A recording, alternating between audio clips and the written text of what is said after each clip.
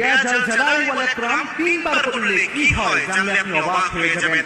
ইয়া জাল জালালি ওয়াল ইকরামের শব্দটা যদি আপনি তিনবার পড়তে পারেন, এটার যে ফজিলত রয়েছে এটা জানলে নিজেই অবাক হয়ে যাবেন, যেটা রাসূল সাল্লাল্লাহু আলাইহি ওয়াসাল্লামের হাদিসের মাধ্যমে জানা যায়। দেখেন আল্লাহর হাবিব সাল্লাল্লাহু আলাইহি ওয়াসাল্লাম তার জীবদ্দশায় যে আমলগুলো করতেন, যে জিনিসগুলো জানিয়েছেন, যে ইনস্ট্রাকশনগুলো দিয়ে দিয়েছেন, এই সবগুলোর মধ্যে বারাকা রয়েছে।